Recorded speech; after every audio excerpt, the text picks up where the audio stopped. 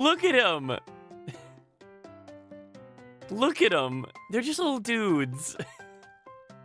Wonderful little lads. You know who isn't a wonderful little lad, though? The Republican Party of North America. Now, that's a transition and a half right there. That's a transition. So Republicans moved to repeal law that saves older Americans billions in healthcare costs. Pennsylvania Republican Rep Scott Perry is co-sponsoring a bill that would repeal the Inflation Reduction Act of 2022. Isn't that awesome? Isn't that sick? Isn't that cool? Let's read the article, chat. Let's see how awesome and sick this is. Okay, where is the mandatory rat? Hold on, I have to check on the rat. Good morning. Good morning. Good morning. Good morning. All right, let's keep reading this wonderful article about. Okay, so they want to repeal the Inflation Reduction Act of 2022. President Joe Biden's healthcare and clean energy infrastructure law. Repeal of the law would significantly increase costs for millions of American consumers. The 2022 law, passed by Democratic majorities in Congress without a single Republican vote in favor, authorized a $369 billion in energy and climate change and infrastructure investments. Okay, so it's like actually investing to upgrade our power grid. Great. Can't have that. Got to repeal that as soon as possible. Got to retool that money into the military. Capped out-of-pocket prescription drug and insulin costs for millions of older Americans. Oh, they want to repeal the thing that makes it so that the companies can't charge you $1,000 for a shot of insulin. Cool.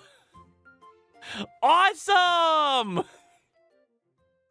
Authorize the Medicare program to negotiate with pharmaceutical companies. Oh, that extremely important update that allowed us to save money by negotiating rates instead of just paying whatever outrageous bullshit they want to charge us. Oh, yeah. No. We got to get rid of this. For lower prices on commonly used drugs, and provided funding for the Internal Revenue Service to monetize its operations and crack down on wealthy tax evaders. So, a very good bill. The Inflation Reduction Act of 2022 was a very good bill that did things that you, as an American citizen, would actually want it to fucking do. You know, take care of you, make sure you don't get fucked over, try to invest in your future. But nah, fuck that, actually. We got to get rid of that. Where are they going to get that money, Arthur? The military? Put that money to get to use, actually make zip up cereal bags. It's 2025, for God's sakes. Think the business people, Arthur, the pharmaceutical companies were suffering. This is the month after the healthcare CEO got shot, by the way. Yeah. The shareholders, Arthur. On January 1st, an Inflation Reduction Act provision went into effect that limits out-of-pocket prescription drug companies by Medicare Part D to subscription to just $2,000 annually for nearly 90 million Americans. This will mean an average savings of $400 in this year. Those with the highest prescription drug costs will save an average of $2,500. So basically, it forces the government to pay the excess on it for people on Medicaid, so that they aren't paying massive amounts of money out of pocket, which makes sense, right? It's a public fucking service.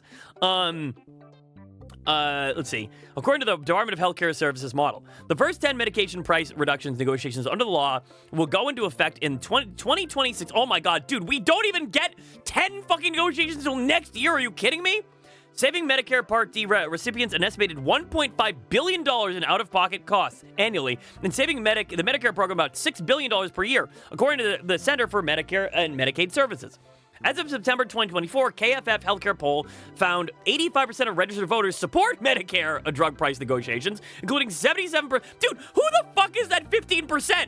Are they all employees of the healthcare companies? Like, what the fuck? Who would vote against the idea that we can negotiate the fucking goddamn drug prices? Are you insane? Did they understand the question? Were they brain damaged? What? Including 77% of Republicans. Oh, it was all Republicans is what you're saying. It was like 98% Democrats and 77% Republicans. Yes. If the people are poor, that means they can't afford guns, and then healthcare CEOs are safe and rich. True. More than 2/3 of those surveyed expanding the law's $2,000 out-of-pocket prescription drug cap and its $35 a month cap on insulin costs for Medicare beneficiaries to those with other insurance policies. Republicans in Congress and their big pharma donors, however, want the law repealed, with the Democrats holding a majority in the Senate and Biden in the White House in 2023 and 2024. Efforts by Perry and Republicans in the last Congress to scrape the law went nowhere. But now Republicans holding the Senate majority and the former President Donald Trump set to return to the White House, full or partial repeal is significantly more likely. A January 6th analysis by experts of the nonpartisan booking institution noted, while the bill may reduce government expenditures, the IRA impact on the economy may make the cost of the bill more expensive. Though it's unclear how the Congressional Budget Office will take that into account.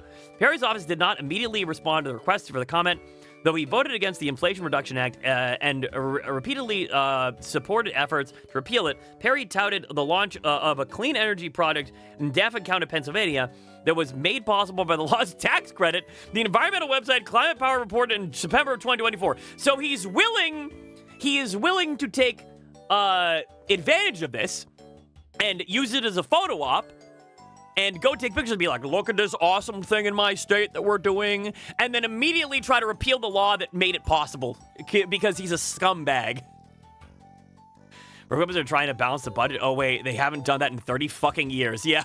At any time they were in charge, they just be like, wait, what if we give more money to Israel and put more money into the military? Another $1 trillion for the military, please. Oh, this is so embarrassing. Bros, this is so ass. This is so ass on so many levels. And I mean, we'll see. I kind of don't think that. So here's the thing. If Republicans get into, so Republicans are going to be in office almost in complete majority as of like a few days from now, basically, right? Here's the thing. I don't really think that we're going to see as many repeals as people think we're going to. I don't think we're going to see as many dog shit policies, because if the Republicans, if they come into office and they just fuck everything into the dirt, when the economy is already in not a good place for the average person, and everybody gets fucked, it's going to destroy their ability to get reelected next season. In 2 years on re-elections for the House and Senate, they're going to get mollywopped. They're going to get rolled. They'll get fucking rolled immediately. It won't work. Like, you can't fuck everyone into the dirt and then get rehired. It doesn't work. People have very short attention spans and very short memory, but they will retaliate against you. Those thirsty little fighter jets need funding. They need another $1 trillion in defense spending. Oh, what are you gonna do? Just let them fucking die?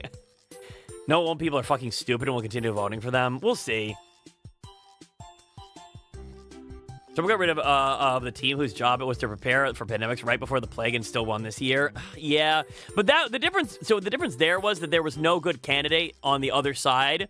I mean, he wasn't a good candidate either, but he was seen as a better candidate than people. He was seen as a better candidate than Biden. Because I mean, legitimately, I hate to say this, he kind of was. He's not a good candidate, but in comparison to a man who is literally in the early stages of onset dementia, I mean, I don't know. I don't know. I mean, because you could argue that the idea that well, the people around Biden were just going to control him like a puppet master and just like tote around his limp fucking body and while they did everything, right? Which I think is valid, but I'm talking specifically about like how the general public perceives it, right? And the general public would perceived Trump as a better candidate over Biden, and then a better candidate over Kamala, because Kamala is historically horrifically unpopular. She's always been horrifically unpopular. She's gotten mollywopped in basically every election she's ever been in. Like, people don't like Kamala. They don't like her. For them so far, you overestimate the American population's intelligence, I'm afraid. Yeah, probably. They have a monopoly of misinformation and they'll just lie, probably. Yeah. Weekend at Biden's-ing him, yeah. How about since Luigi is in prison, we get a squad made of Mario, Wario, and Waluigi to Toad and finish the job. Trump's nearing the dementia status. He's not quite there yet. He is definitely getting there, but how was Trump the lesser evil between him and Kamala? Well, he's not. He's not. But people perceived it as such because Kamala was so vastly unpopular. And I will say, here's the thing. I will say, I've said it once. I'll say it again. I think that Kamala's loss is a kind of an important turning point in the Democratic Party because it was a they have been humbled so many times now. They were humbled in 2016 and they've been humbled yet again because like that campaign was run so poorly. It was run so poorly. It did not like connect with people whatsoever. It was awful. It was an awful campaign. And they pushed things farther right too. They did a bunch of right-wing bullshit policies, and they're like, yeah, we're going to keep the wars going, because they thought they were going to appeal to people, and they didn't. Like, I think that more than anything is the most important part of Kamala's loss, is that maybe they will realize that they can't fucking do this shit. They can't try to appeal to warmonger boomers anymore. It's not going to work. Oh, God. So, Fubi, how do you feel about the Republican Party trying to repeal the bill that capped the price of insulin and didn't allow health insurance companies to upcharge the elderly and it invested in American infrastructure and... And, just generally did things that every single fucking American... Oh, and allowed us to negotiate costs on Medicare for drug prices so that the government won't have to pay whatever health insurance companies charge us. Are you sure they're not the League of Villains? Like, are you sure Lex Luthor isn't the fucking leader of this thing? Yeah, I feel like he needs money for kryptonite. Insulin sounds like a skill issue. Just make your own. True. So true. Your body makes insulin. What's the problem, idiot? I just can't imagine like a like a reason. I can't imagine like usually like Republican schemes, they come up with like a good like bullshit thing, right? Yeah. That'll convince their very stupid voter base. But this Well, no, it's literally, they're doing this. It's the same bullshit tactic they pull every time. We're trying to balance the budget. Yeah, by letting health insurance companies run wild. Yeah, we're trying to balance the budget here. You just don't understand. It's the economy. Listen, it's gonna actually cost us more money over time. Your grandmother has to die to balance the budget. Yeah. Yeah. Really? Yep. Doesn't Lex care about humans? He just hates Superman, right? Yeah, but isn't it better? No, he's kind of like a fucking narcissist. Who he's willing to fuck people over for his own personal benefit as well. He's not like a mass murderer, but like he'll like put a totalitarian government. Like he's been president several times in several different continuities. And he doesn't only fuck over he fucks over superheroes. He fucks over everybody basically. I think Lex Luthor wasn't that bad. I think the Republican Party's worse. At this point, kinda, yeah. Yeah, kinda. God, it's ridiculous. So so we actually don't have a ton of news for today, Chad. This is the only major news. It's just this bullshit. This is what happened between Sunday and Monday. Ledge is much more evil people. Well, wait, the villain from Persona 3, never mind. Dude, oh, man. Are they really gonna do this? Yup. That's they're trying insane. to. Yep. And it's because that's the great thing is that 80. So, do you see the statistic up here? It's 85% of all Americans approve of the government being able to negotiate for health insurance. But look at where the split is. 77% of Republicans. Most of that 15% is fucking brain dead boomers. Actual brain dead boomers. who do not seem to understand the question. They don't understand that it affects them. They're the old sick ones. They're the ones who are gonna have to pay money. Or they want to kill you. Yeah. They And want they'll- to drain your wallet and let you die. But here's the thing, though. Here's the thing you gotta understand. They're their team, though. And so it doesn't matter if they want you dead. It's their team. They've been Republicans for 40 years. They can't possibly change now. Also, But if don't my you see football how team don't you see how repeatedly all those gay sissy liberals with their little soft hands and supple buttholes?